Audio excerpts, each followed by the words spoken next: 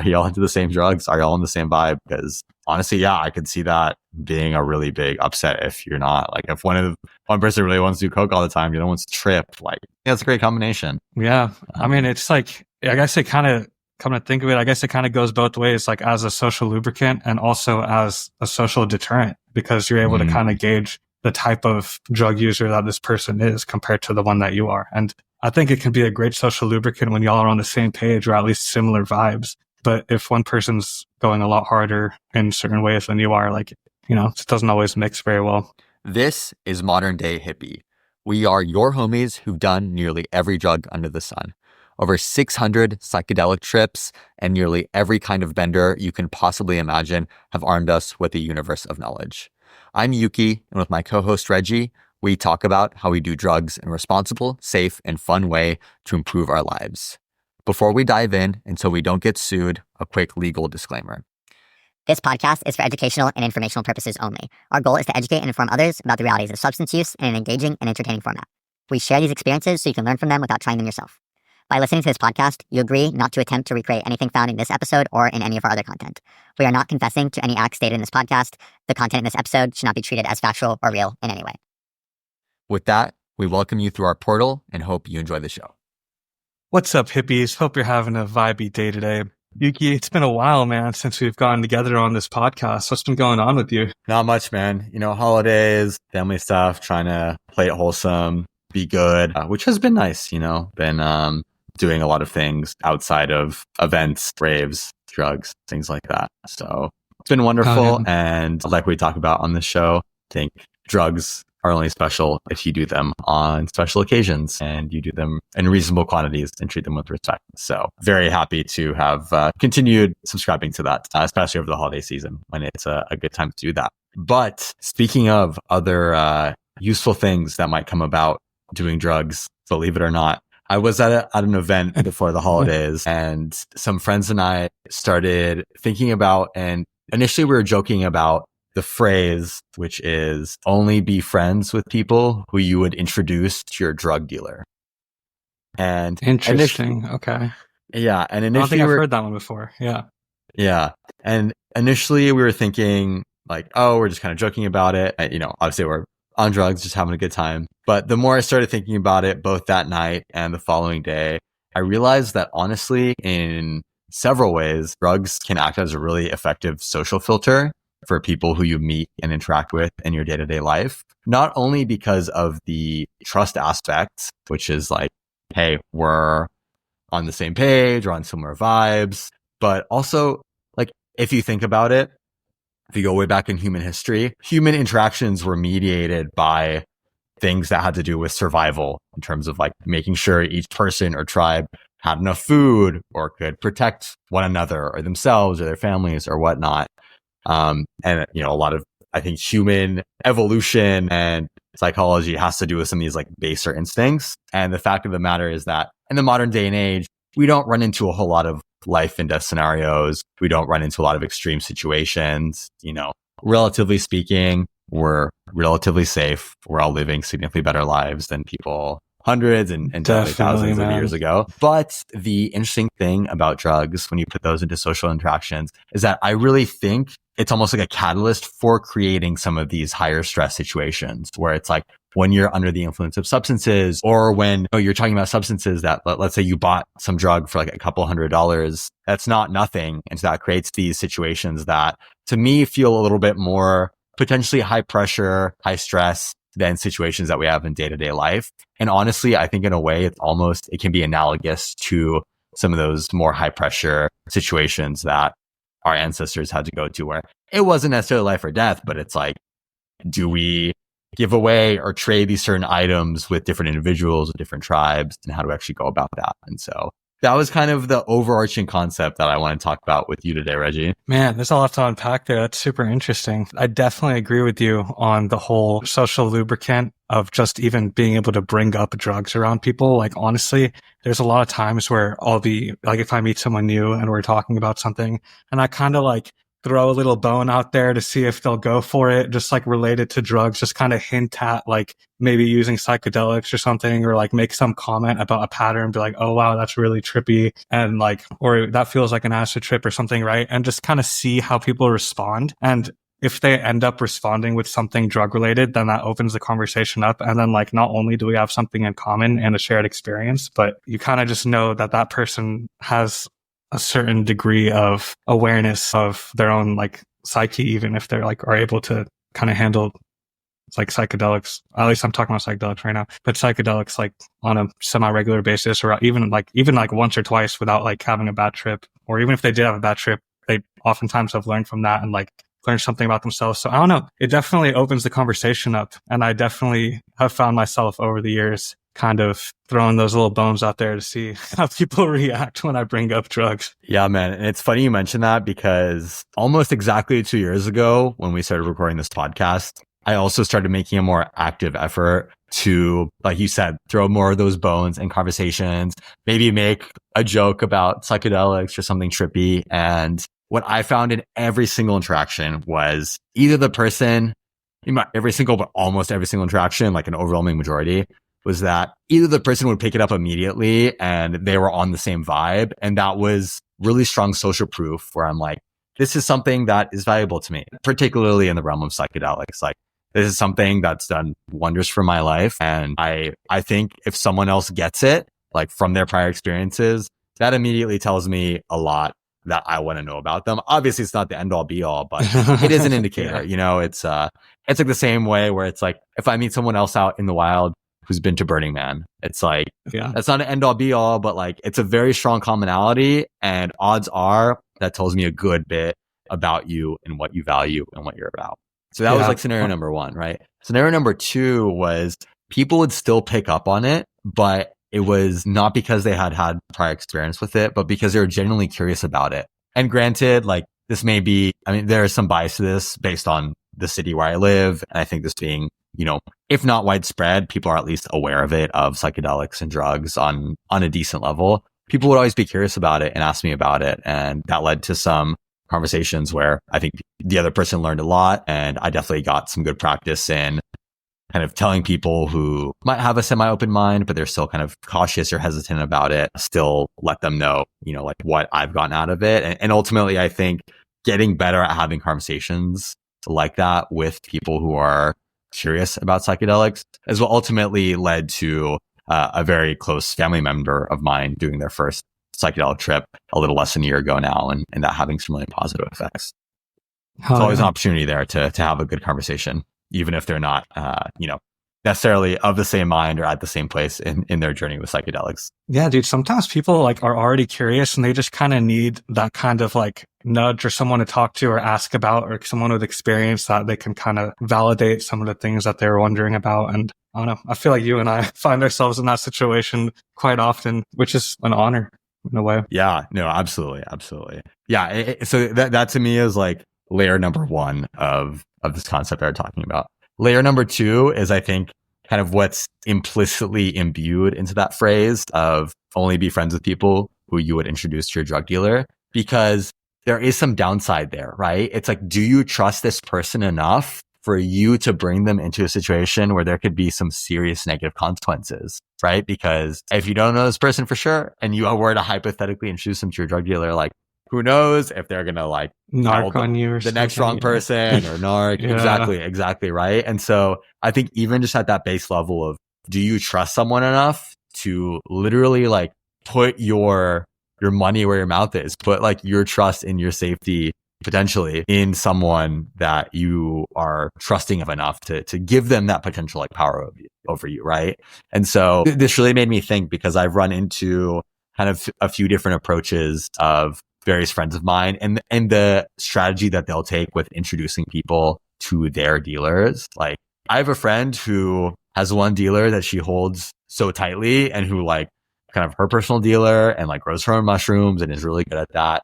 She's like, I literally don't give out this person's information to anyone because their stuff is really good.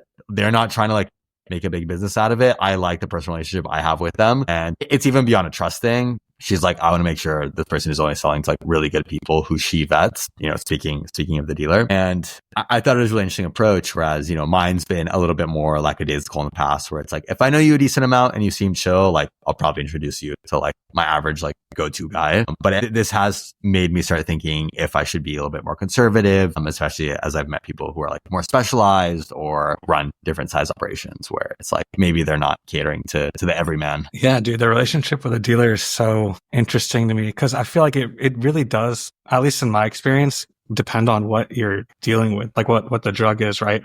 I know like in the past, like with weed dealers, I feel like people just like give out weed dealers information like nothing and it's like pretty chill. But for me recently, like in the past few years, I've like become good friends with my weed dealer and like I'll get like him and his family like Christmas presents and shit. You know what I mean? Wow, yeah. Like, but it's just like, I know that like he's always going to take care of me and like I'll take care of him type shit. Yeah. If someone ever needs something, like I only refer them over to him if it's someone that I really trust because I'm not trying to screw him over or anything. You know what I'm saying? But when it comes to like, I don't know, some of the more, I guess, designer drugs, like I honestly usually don't even give out those people's names because I don't even want to like put anyone on the map like that because a lot of these things are so niche. You know what I'm saying? Like I don't know. What are your thoughts on the different types of drug dealers, I guess? Like when it comes to the different types of drugs. Yeah, no, I mean, it's a good point, right? Because socially,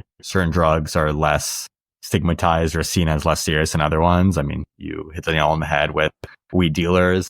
Even in states where it's not legal, it's like people are just like, yeah, man, it's weed. Like at this point, weed dealers in all the states. Yeah, like dude, like at this point, who the fuck isn't smoking weed? Like, if you don't personally smoke weed, I definitely know someone who does. Right. And if you don't, then I promise you do, and they just don't trust you enough to tell you. That I think is a guarantee. I think everybody knows someone who smokes weed in their life, at the very least. That's a safe bet. Even if you're not aware of it. Yeah. And I think the tough thing here is around, I think the lack of education, not only on like people who do drugs in general, but honestly, even on like myself, on what are the different consequences or like fines or jail times or things for people who get caught dealing like weed versus cocaine versus things like that. Because I imagine there may also be some differences in like the severity of those crimes, but right, because ultimately it just comes down to like the risk. And I know a lot of people don't think about this because it's like when you're going to buy weed, like, probably the last thing on your mind is like, oh, like, is this person going to get arrested? Things like that. But like, it does happen. And that's something, honestly, I think I've been wanting to educate myself more about, just so I'm aware of the risks. But also, like, there's so many small things that can change people's like punishments in these cases, like quantities or like where they're charged or things like that. So, dude, and all those things kind of matter, man. And that's why it's risk mitigation, right? Like when it comes to risk, like you never really speak about risk elimination. Like, come on, you're doing drugs, you're not going to eliminate the risk. That's like saying that you're at a party with like people who are in college that are like 18, 19 drinking alcohol.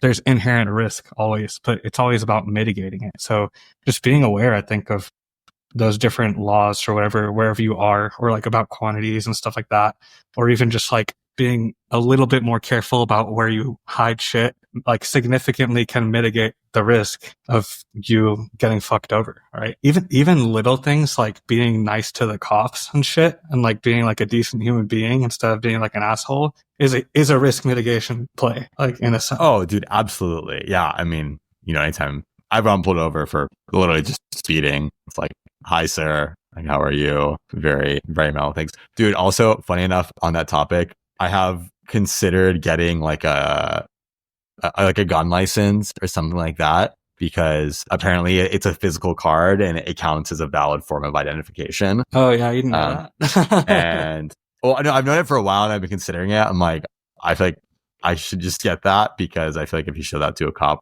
they're probably thinking like, oh, odds are this guy's, quote unquote, on my side. And dude, they'll probably also just ask you where you have your firearm. But yeah, I remember I wanted to get one in college just to buy beer, because one of my roommates in college, I remember we were at the liquor store and he forgot his ID and he was like, shit. But then he was like, wait, I have my concealed carry license. And he just used that. The cashier just gave him this look like, what the fuck? And then he just let him like, oh my God. And even on his concealed carry license, like, was he 21? Yeah. I mean, he was a legit Okay. legit ID. Yeah. Oh, I see. Okay, fair But he enough. just forgot his like regular driver's license ID. I mean, Yeah, understood.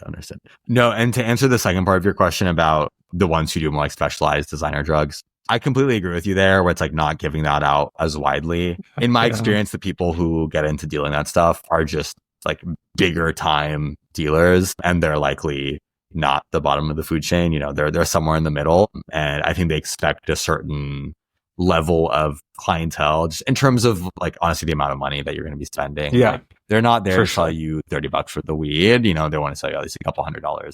And actually, I think one of the bigger dealers that I knew a couple years ago before he got literally vanished off of the face of the earth, I think he had a rule where it was like minimum $300 order or something like that. And like you could go to his place, you could pick it up, but it's basically like, hey, don't waste my time with this. And like those are the ones who I think also have the capital to start getting into these more specific things, and you start seeing these really like comprehensive menus and crazy stuff like that.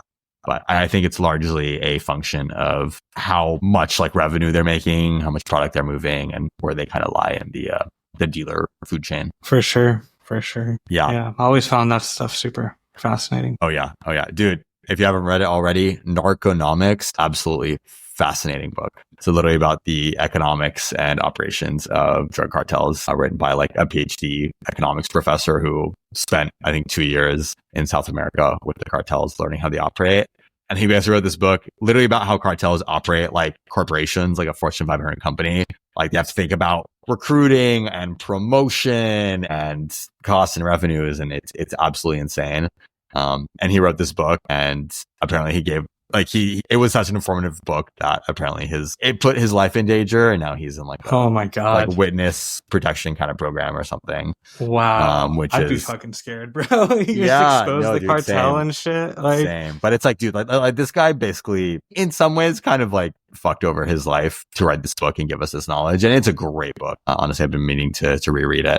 So highly recommend for anyone who is curious about the economics and operations of the drug trade, purely from like informational perspective. Like this shit is big. Yeah.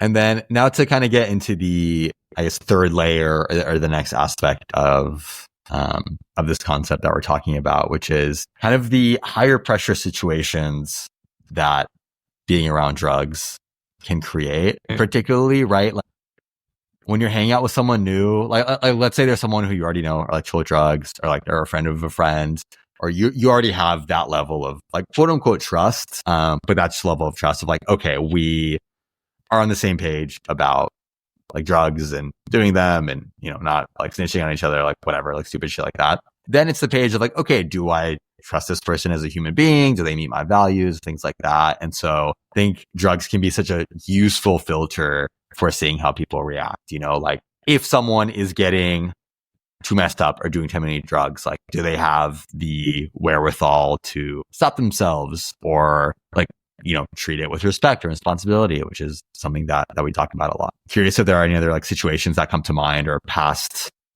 like experiences that you've had where you might have kind of like been clued into something about someone who you had just met, or like a friend, on how they acted around drugs. Actually, there was this time in college where, and you were there, where we were at the apartment, and there was this guy that we had met that night, and he was doing this combination of Adderall and cocaine, like together, like in a line. And I was just like, damn, like this guy's wild, right?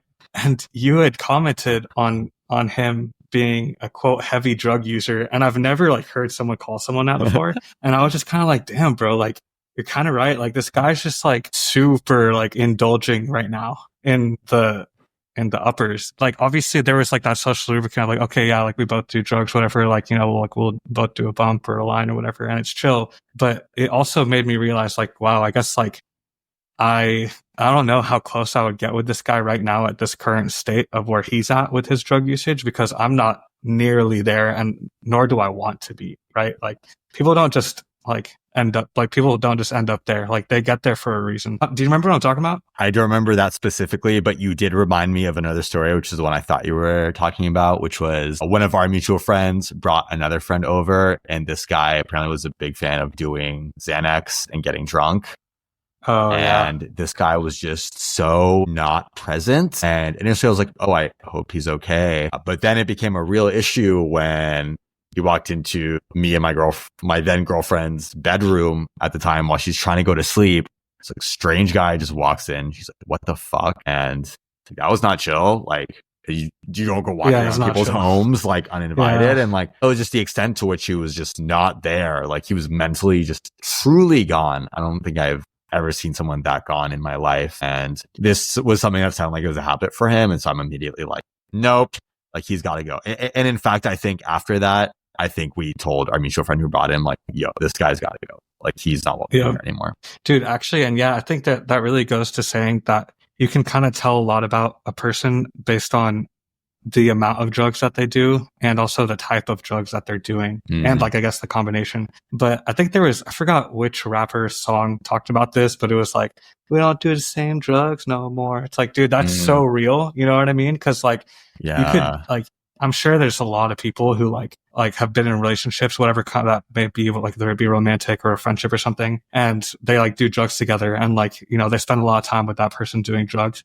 And that other person then goes on to like harder shit or more shit or a different combinations of shit that just like kind of changes who they are or how they're behaving. And like, it's like you don't even know that person anymore.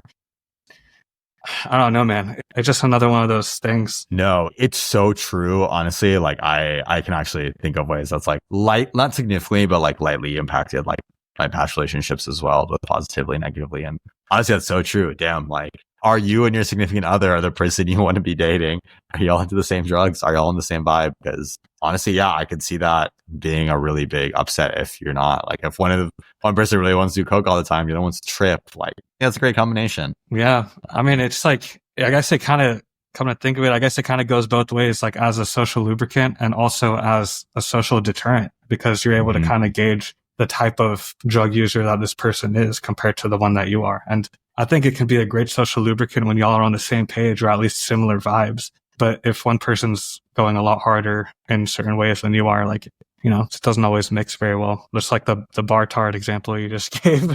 Yeah, exactly. No, and actually, speaking of literally drugs as just like a filter, funny enough, I got invited to go on a day trip like about a week ago with this group of people who are all like into drugs, super like successful entrepreneurs, whatever. And I was being invited to the group by a good friend of mine. And she's basically trying to convince the guy who's leading the trip, who never met me, like, hey, can my friend Yuki come? Like, he's awesome. Like, I guarantee you guys will get along. But two of the questions or the conditions that he asked was, number one, are they at least open-minded to psychedelics? And number two, do they not abuse drugs? Yeah, dude, those are like great questions. Yeah, and like that perfectly sets the floor and the ceiling, you know? It's like, you're familiar with, or at least open-minded to drugs, like you're comfortable being around them, but you're not like an addict. That's a good way to define it. Actually, come to think of it, my wife told me that the first question when I first met her, not when I first met her, but when we first started dating, she told me that the first questions that her friends asked her was, oh, does he do drugs? Wow. And what drugs does he do? Like, yeah. I mean, that also says a lot about your wife and also the like, you know, the compatibility there, which honestly, good shit, man. And I do want to caveat the statement about like maybe someone's going way harder than you and it might cause some kind of incompatibility. I do want to say, like, I don't think that someone going harder with drugs than you necessarily is a social deterrent if they're able to handle their drugs well, right? Like, I've been in plenty of situations where I've met people that like go way harder than me, like on the drugs. Like, they'll do like a bunch more Molly and like mix it with like acid and do blow at the same time or whatever. But like, we're still vibing because they can compose themselves, handle themselves really well, and they're not a liability at all. And at no point am I ever worried about them. And at no point are they behaving in a manner that like I am uncomfortable with at all. You know what I'm saying? Right. Like, so like I could be just on like one tab of acid and they could be on like Molly and acid and like something else and weed or something, for example. And I'm still comfortable with that. And I still think it's like a social lubricant in that case. Yeah, no, definitely. And that reminds me of one of my favorite phrases about drugs, which is don't become a liability. And I think part of that is also, don't become ridiculous or like, the most annoying person in the group or anything like that. And yeah, I mean, there's also the fact of like varying levels of experience or tolerances with drugs. I mean, that's a huge thing, especially we're talking right. And that factors things into like that. Molly, ketamine, some psychedelics. So that's a big piece as well. And look, at the end of the day, it's like none of these should be an end all be all. When you're meeting someone or getting to know people, these are just like small things you have to go off of. And if you're looking for reasons, if you should feel positively or negatively or trusting or cautious about maybe like a new person entering your group, I think drugs are a great way to figure that out, honestly. Like, yeah. What other device are you going to be able to suss out something maybe a little bit like deeper or more significant about a person? I mean, the only other thing I can think of is like doing business with someone, and that's like a whole nother level. That's a like whole other trust thing. Yep. Yeah, and that's something. And there are like other motives down involved in that potentially and stuff like that. It's like totally different conversation, but a good example. Yeah, it's like where else are you going to find that side of drugs in a place that in a situation that doesn't take months or maybe even years of trust to develop with a friend. So yeah, no, I will end this on a story that also happened not too long ago, a few months ago, related to drugs, where after I went through this, person who I had vaguely met through the group really just like turned me off. I was like, okay, I want nothing to do with this person. It was at an afters at a friend's house. Like it was at a good friend's house after a show. I go there and just hang out, like talking to people. And there was a girl in my friend's friend group who I'd never met before who like comes up to me and we're talking. She's like, "Oh, do you have any ketamine?" And I'm like, "Yeah." They're like, "Of course." And I'm very happy. I love sharing drugs, and I'm fortunate to be able to do that. It's one of my favorite things. And literally before she asked, like she was telling me these stories about like how she like K-holes all the time, and like vividly describing to me how she's like K-holed to within like an inch of like knocking herself out. Oh my God! I was God. like, damn, like okay, like clearly I took that as like she's very experienced, right? Okay. And so when I like dose people with ketamine, I'm always like small, medium, large, like what size? And she was like medium. I was like, okay. So I gave her what to me was like a perfectly medium sized bump. I gave her that bump, and then I don't know what went on with my night and talked to more people. And I left not too long after. Didn't talk to her after that. And apparently, like that tiny bump completely just sent her into a K-hole.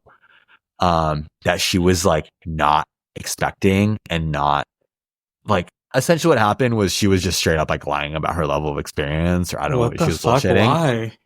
Dude, okay, I don't know. And literally the next day, like my good friend who brought me to that afters and was kind of in the friend group, like introduced us to this girl. She was like, my friend was telling me that this girl who I gave ketamine to was like, yeah, I think Yuki drugged me. And like gave me stuff. Oh my God, dude. And my friend knows me well. And she was like, dude, like Yuki would literally never do that in a million years. And she was telling me how this girl just like, she loves to like pretend that she can hang and like tries to like fit in, but really like she just does not have experience with drugs. She just likes to pretend she does. And I'm like, damn. Okay, I never want to talk to this person again. If me, like I even have the responsibility to ask people, I'm like small, medium, large. Yeah, I'm giving you you're a like choice. doing your due diligence. I'm like, like choose how much you want, and here you can see it when I give it to you. I literally ask, is this good? And then you're gonna have the audacity to accuse me of drugging you? Like, no, don't even. I'm like, I'm never. Not only am I not offering you a single drug again, I want nothing to do with you. Goodbye. I'm sorry that happened, man. Right? But and I mean, there you go. There's another filter right there. Exactly. How else would I have figured out that in literally like so fast, a matter of minutes, and then hearing it secondhand the next day, like wild. So thank you, drugs, for lightning me on someone who I should not be friends with. There you go. Man, that reminds me of the other side of it is that when you do end up doing drugs with someone and you bond with them, I think we had a whole episode about like bonding on psychedelics. It's a good one to check out, but that's a whole other conversation. I mean, there's like there's so many upsides that you can have if you know what you're doing, and you're responsible with it. So absolutely, man. Drugs are tools. Use them wisely. Exactly. With great power comes great responsibility. Nice. Well, cool, man. Thank you for your insights and your experiences, Reggie. Always a pleasure, man. Likewise. Cheers, guys. That's today's pod. You've been listening to Modern Day Hippie. As you exit the portal, we have just one small ask of you. If you learned something new today, had a laugh, or resurfaced a drug story of your own, we want to hear about it. Drop us a comment on YouTube, and show us some love on your favorite podcasting platforms. Internet algorithms really dog on us because of the topics that we discuss, so your support goes even further here than you might think. We'll catch you next week.